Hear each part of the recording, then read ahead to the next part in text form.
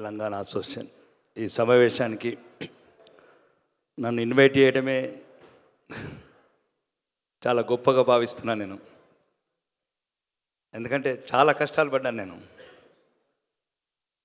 రావాలా వద్దనుకున్నప్పుడు నేను చాలా దేశాలు తిరిగాను, సుమారు ఒక 120 దేశాలు తిరిగాను. మిమ్మల్ని అందరినీ చూస్తే చెప్పాడు మల్లారెడ్డి, అన్ని దేశాల నుంచి వస్తారన్నా అంటే మిమ్మల్ని అందరిని చూస్తే మళ్ళీ నేను అన్ని దేశాలు చూసినట్టుంటుందని వచ్చాను. మిమ్మల్ని అందరిని ఒక్కొక్క దేశం నుంచి చూస్తే. రెండోది ఏంటంటే, నేను ఇక్కడికి రావడానికి ముఖ్య కారణం విశ్వేశ్వర రెడ్డి గారు కూడా. ఒక 2 నిమిషాలు మీతో చెప్పాలి. నేను రాజకీయ జీవితంలోకి వచ్చి 4 నెలలు అయింది, గెలిచి నెల రోజులైంది. కానీ చాలా సమస్యలు కలిసివేస్తున్నాయి. ఎందుకు వచ్చానా రాజకీయాల్లో? కానీ నా జీవితం నాకుండే 7 స్టార్ హోటళ్ళు, 5 స్టార్ హోటళ్ళు, నా లండన్లు, నా సింగపూర్లో. ఎవరిని ఏమనాలో అర్థం కావట్లేదు, ఎవరిని తిట్టాలో అర్థం కావట్లేదు. చాలా సమస్యలు. 80 సంవత్సరాల వృద్ధురాలు బస్ స్టాప్లో పడుకుంటుంది. గ్రూప్ 1 ఆఫీసర్ వచ్చి ఏడుస్తుంది నాతో. రాజకీయ నాయకులు కావచ్చు, ఐఏఎస్ ఆఫీసర్లు కావచ్చు, జ్యుడిషియల్ సిస్టమ్ కావచ్చు, సంఘ సేవ అనుకుంటూ తిరిగి బ్యానర్లు కట్టుకుంటూ అసోసియేషన్లు పెట్టుకున్నట్లు కావచ్చు. ఇవన్నీ దీని గురించే. ఈ హోటల్ వైస్రాయ్ హోటల్ సమావేశాల వరకే సరిపోతున్నాయి. కాబట్టి ఇప్పుడు కూడా చెప్పొచ్చాను, ఎక్కడో ఒక చోట తెలివి వచ్చిన తెలంగాణ హైదరాబాద్ ఉంది, తెలివి లేని తెలంగాణ పల్లెలు ఉంది.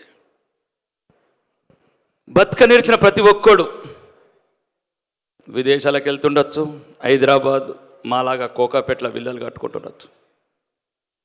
కానీ ఏ తెలివి లేని అమాయకులు ఇంకా పల్లెటూరాలు అట్లా ఉన్నారు. కాబట్టి అందరూ దయచేసి మీకు వీలైనంత ఈ రాజకీయ నాయకులు నమ్మకండి. మంచి రాజకీయ నాయకులను ప్రోత్సహించండి. ఎందుకంటే నేను ఆ బాత్రూమ్ చూసిన తర్వాత ఆ పిల్లలు వచ్చి ఏడుస్తుంటే నేను డోర్లన్నీ పెట్టేసి, మీకు ఎందుకు చెప్పాలంటే 150 దేశాలకు వెళ్తుంది నా వాయిస్. వేరే చోట చెప్పేవని కాదు. డోర్ పెట్టేసి చెప్తలేరు. నేను కూడా చిన్నప్పుడు ఎంబీఓలో సెటిల్ ఎస్ అంకుల్ అంతా బాగుంది. డోర్ పెట్టిన తర్వాత నేను నాన్నని రా, మీ డాడీని రా, మీ అంకుల్ రా అంటే కళ్ళల్లో నీళ్ళు రాలిపోతున్నాయి ఆ పిల్లలకు. 700 మంది అంకుల్ ఒక బాత్రూమ్. ఎవరిని అనాలా? ఎందుకు అనాలా? సిటీ సెంటర్ అది. మా విల్లలేమో 20 కోట్లు, మా కార్లేమో 2 కోట్లు.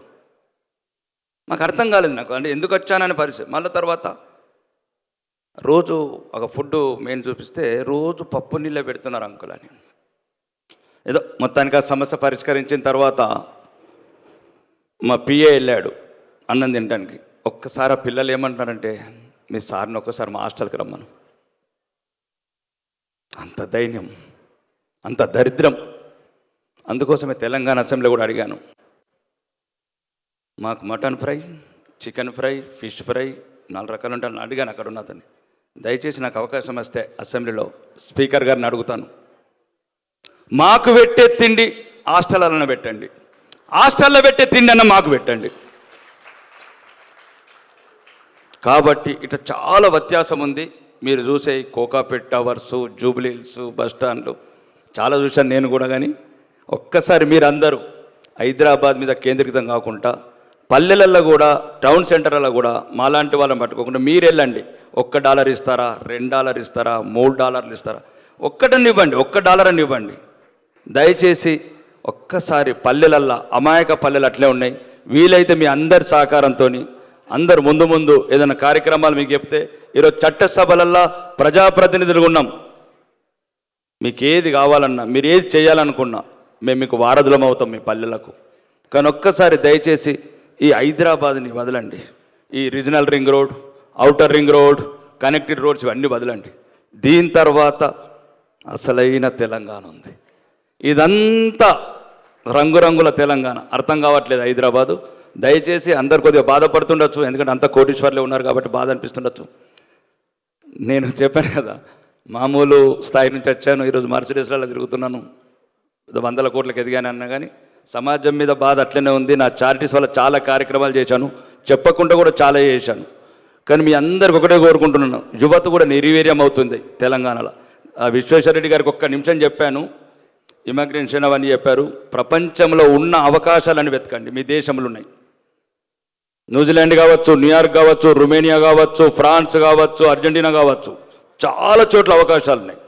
ఈ యువత కొద్ది ధైర్యం నింపండి. ఆత్మహత్యల వైపు పరిగెడుతున్నారు. ఈ తెలంగాణ చిన్న హైదరాబాద్ చిన్న సిటీని పట్టుకుని ఆత్మహత్యలు చేసుకుంటున్నారు. ఫర్ ఎగ్జాంపుల్ మొన్న చెప్పాను అన్నకు, ఆస్ట్రేలియా 2 కోట్ల పాపులేషన్ ఉంది, 20 మిలియన్స్. మనకన్నా 2 భూభాగం ఉంది. అంటే ఇంకా 278 కోట్ల పాపులేషన్ పట్టేటంత నేల ఉంది అక్కడ. కాబట్టి మన యువతకు మీరు ఎక్కడి దేశం వాళ్ళు అక్కడ ఎంతో కొంత వాళ్ళు క్రియేట్ చేయండి అక్కడ. ఇక్కడ బాగా నిరాశ నిస్పృహలకు లోనై ఉన్నారు. మీ అందరిని చివరికి ఇది ఒకటే కోరుకుంటున్నా, వీలైతే పల్లెల వైపు చూడండి, ఈ పట్టణం వైపు చూడడం తగ్గించండి. జై హింద్, జై భారత్.